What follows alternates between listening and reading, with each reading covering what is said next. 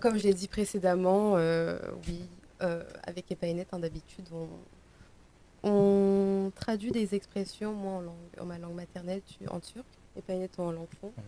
Et Ryan aujourd'hui nous rejoint pour traduire des proverbes et des expressions en langue arabe. En arabe, du coup. Et voilà, on essaie de transmettre toute la métaphore qui en émane. Donc je vais commencer par vous dire l'expression en la langue originale et puis je vais détailler. Ağaç ne kadar uzarsa balta dibinde hazırdır. Qui veut dire peu importe la taille de l'arbre, la hache ne quitte jamais son tronc. Donc ça fait référence au memento mori, hein, souviens-toi que tu vas mourir. Souviens-toi que tu vas Oui. mourir. Oui.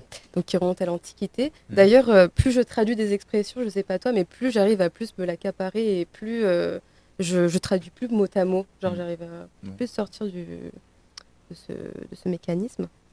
Donc voilà, revenons à l'Antiquité du coup. Horace, dans ses odes, développe le célèbre Carpe Diem, qui est une réponse au memento mori. Donc profiter du moment présent. La mort est inévitable. Sénèque insiste sur la familiarisation avec la mort. Penser à elle permet de mieux vivre.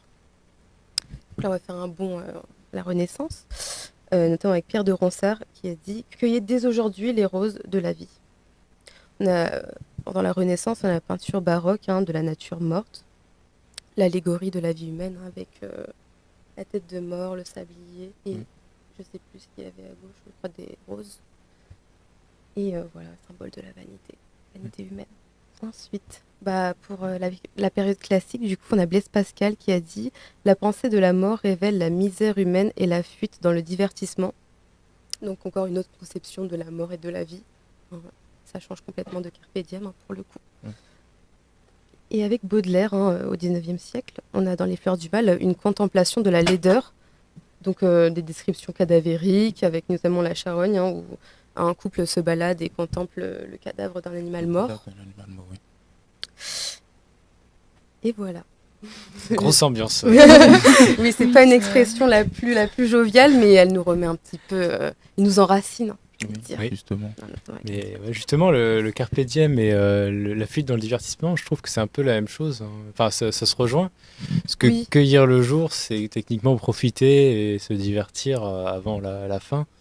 C'est ça, mais dans Carpe Diem, en fait, on valorise ça. Alors que Blaise Pascal, c'est mal.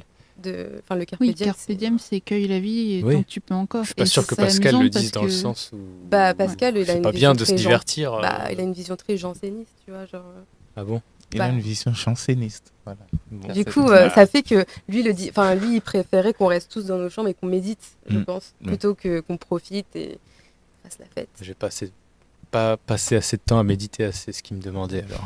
T'as bien raison, et puis méditer c'est bien, et puis profiter aussi. Je pense que le mieux c'est le juste milieu quand même. Et Carpe Diem, ça a été repris aussi sur des bracelets, on voit souvent, ou des carnets, enfin c'est un peu la phrase justement. C'est vrai que ça rend bien. Là, je trouve qu'on le voit quand même assez souvent passer en bijoux, c'est une phrase, même si beaucoup ne savent pas justement la traduction précise, ils ont tendance à la porter, comme un mantra pour leur vie ou quelque chose comme ça. Je suis d'accord. Moi, pendant longtemps, je l'ai beaucoup vu, mais en bracelet surtout, je voyais beaucoup passer. Et en fait, peu de gens, je pense, s'attardent vraiment sur la signification pure du mot et tout ce que ça engendre après. Totalement d'accord avec toi. Merci pour ton intervention. Alors, deuxième expression, alors j'ai envie de dire proverbe plutôt. C'est pas citation, attention. Et c'est pas aussi, c'est une citation aussi en même temps. Alors, je l'ai dit en turc du coup. Sabır acıdır, meyvesi tatlıdır, qui veut dire la patience est amère et son fruit délicieux. Je vais faire notamment référence à La Fontaine, dans sa fable Le Lion et le Rat. Donc, je connais celle-là. C'est celle-là qui commence avec on a toujours besoin d'un plus petit que soi. Ouais. Et elle finit surtout par la morale. Patience et longueur de temps font plus que force ni que rage. Donc c'est l'image en fait de ce lion qui se fait attraper dans un filet. Et il se dépaille, il fait tout pour sortir. Et la souris, en fait, elle sort de la terre et elle ronge petit à petit et elle arrive à le délivrer. Donc c'est un peu une petite morale comme ça, quoi. Et j'ai envie de finir, du coup, sur des petites expressions qui invoquent notamment le symbole de l'air. Havada kalmak qui veut dire avoir la bouche bée, mais littéralement ça veut dire rester en l'air. Rester en l'air en turc, c'est bouche bée. Bouche bée. Havaya girmek qui veut dire entrer dans l'air, c'est ne plus se sentir, avoir les chevilles qui enflent. Et Havaya bozmak, c'est une façon de dire pomper l'air. Voilà.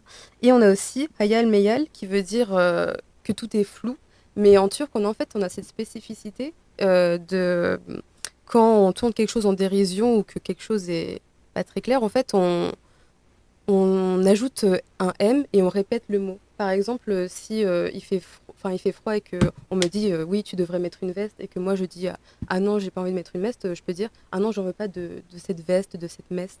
En fait, c'est vraiment très courant, tu vois, de faire ça. Ok. Donc voilà, j'en ai fini. Ok. Bah merci Aïssé. Moi c'est beaucoup moins élaboré qu'elle déjà. J'ai pas trouvé toutes les références littéraires. Si je pourrais en chercher un peu. Non, mais t'inquiète j'ai 3 proverbes en arabe. Ils sont un peu humoristiques. Vas-y. C'est drôle. Bon, Du coup, l'ambiance, on en a besoin. Vas-y. C'est vrai. Moi avec le memento ça va mori et tout, changer un vas-y. Fais-nous rire, ouais. Installe la joie un petit peu. Bon, on va commencer par premier. Donc en arabe c'est la Djouza Hakmet Saraq. Ça veut dire c'est la vieille qui a attrapé le voleur. Déjà. Ok. Donc je pense que vous comprenez sans que j'ai besoin d'expliquer. C'est assez absurde. Une vieille qui attrape un voleur. Ouais, En fait, mais c'est la normalement, vieille, c'est l'inverse. c'est l'inverse. l'inverse, Ouais, c'est ah, c'est vrai que oui, c'est vrai, oui. Ah oui. Ça va. Du coup c'est assez absurde. C'est humoristique. Si je peux faire une comparaison littéraire, vite fait, ça ressemblerait peut-être à un personnage de Rabelais. Hmm. Voilà. T'as le droit de t'arrêter sur ça, oui. Ouais. Oui, non, C'est mais ce que je oui, fais. ok. C'est ce que je fais. Bon, Bah, très deuxième intéressant. expression. Celle-là, je la dédie à mon ami Alexis qui regarde le stream. Ah ouais. C'est parfait, Je sais- c'est parfait, je ouais, sais c'était qu'il est dans le parfait. Parfait. Ah ouais, ouais. Commente voir un peu dans le chat au cas où. Alexis. Bon, du coup, l'expression, c'est Tahanna al-Fartas men al-Hakras. Ça veut dire le chauve n'a plus besoin de se gratter la tête et il en est bien heureux. Du coup,